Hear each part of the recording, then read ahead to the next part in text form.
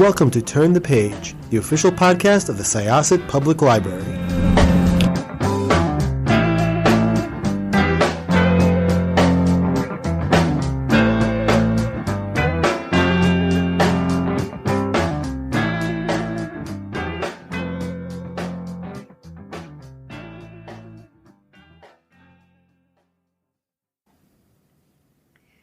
Hello, this is Jessica, and I am here with Dr. Uzma Syed.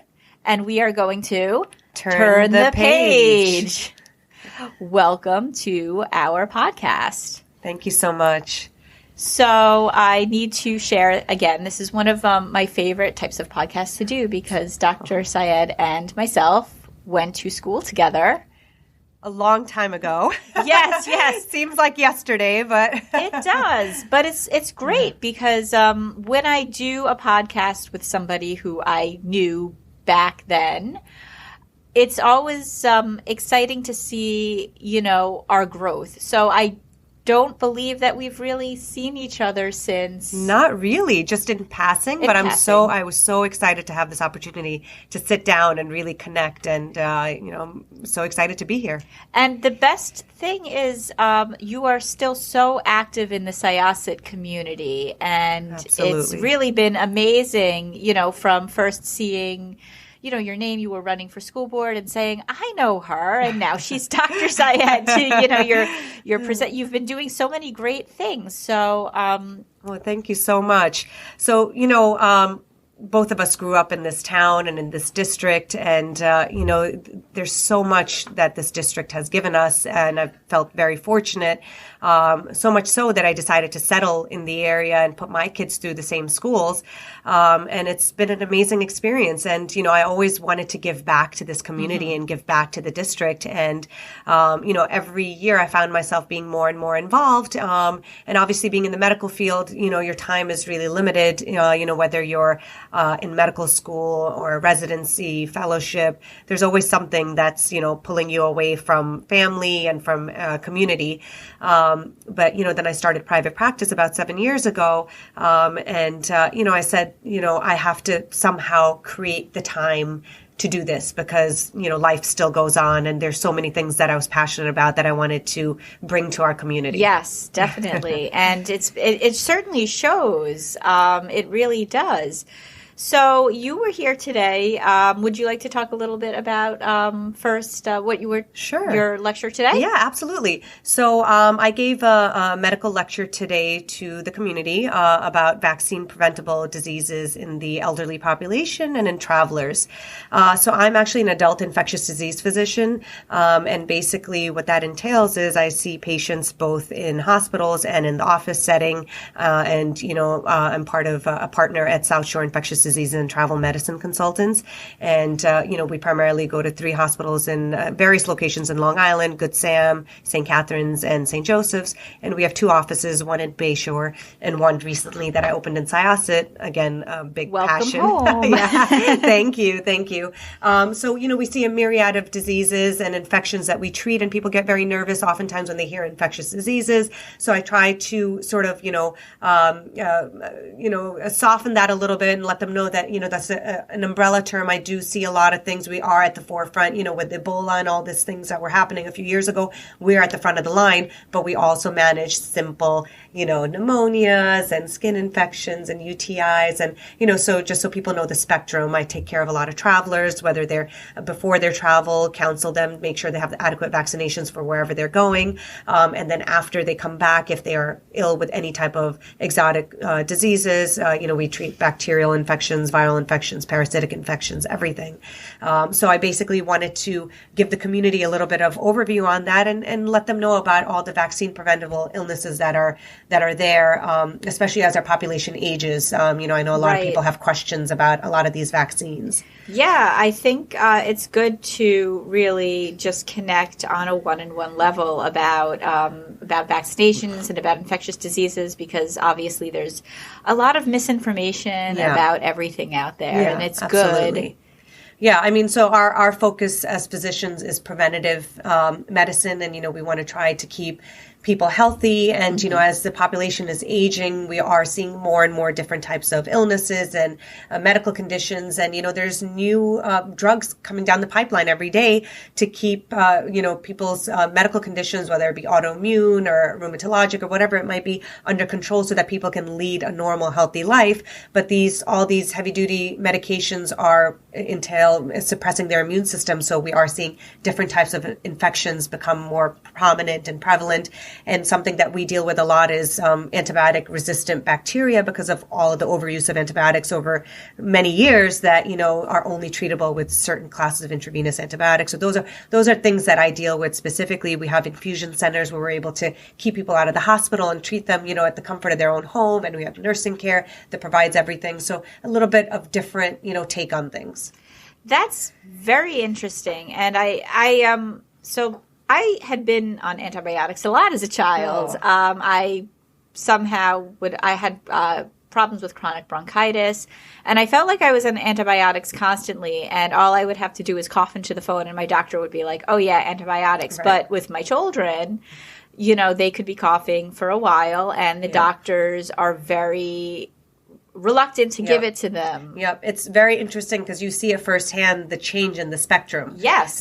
Because unfortunately antibiotic use and abuse was so prevalent in our childhood and even generations before that now we've run into this problem where we have highly resistant bacteria where we cannot treat these infections with simple, oral antibiotics, and we have to resort to intravenous, and it's a burden on people. That actually happened to my son recently. Oh. Yeah, not fun, but he's fine now. Good. I'm glad to hear that. Yeah, but it is interesting because, who knew back then? Right. Exactly.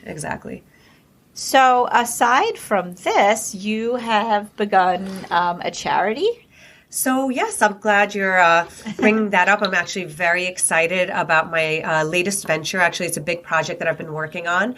As a Syosset alumna, I feel very connected to the school district. I feel very connected. My kids are, like I said, in the schools currently, but I just, I have so much, every time I walk down those halls, whether it be the elementary school or the middle school or the high school. I get it. I was in the high school the other day. You get it. I was in the high school the other day for something, and it was so strange because, when you're in high school and, I don't know, I'm sure it's the same now, but like high school in the 90s, we're like, oh, high school. But, I go back and I'm like, oh. It's such a good feeling, you just have like walking down memory lane, you have nostalgia, and you do. So I just feel like so connected with the student body. And so one of my passions has been to really develop a program to really augment the experience that the students are having.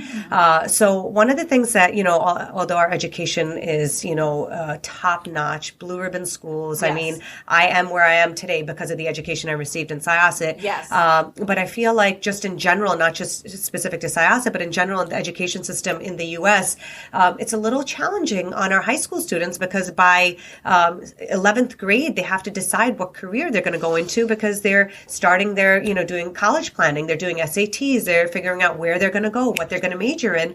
And how can a, 16-year-old, 17-year-old, decide that when all they've had is, classroom experience and, basically the common courses? How could they possibly decide? That's true. So, I was fortunate where I knew from a very young age that I wanted to pursue medicine, but not everybody's that way. And majority of the people I would say are not that way. So you end up basically going into college undecided, which is fine because that's what college is supposed to be about, experiencing everything. Mm-hmm. But I think things have changed so much even from our time, our generation to now, where the cost of college tuition is just skyrocketing. It's where crazy. It's, I don't know how people afford colleges. And unfortunately, people are coming out with tremendous amount of debt. How did they enter the workforce with this amount of debt? It's just not conducive to young professionals. And that's the problem we're seeing actually even in our area where it's so difficult for young people to invest and buy homes in Syosset. That's true. So the thought that I had was that how do we prepare our students? How do we give them real world experiences and exposure so that they can see what it really entails? What is, the classroom environment of, accounting? How does that look like in the real world? Is that something that I'm going to like, or is that something that I'm going to hate? Until you're in that day-to-day experience, you never know what you're going to love or what you're going to hate because, as textbook does not equal into real world. No, it does not. So my goal was to create this mentorship program. So I actually established this program and I incorporated it, and it's a nonprofit organization called Align Us.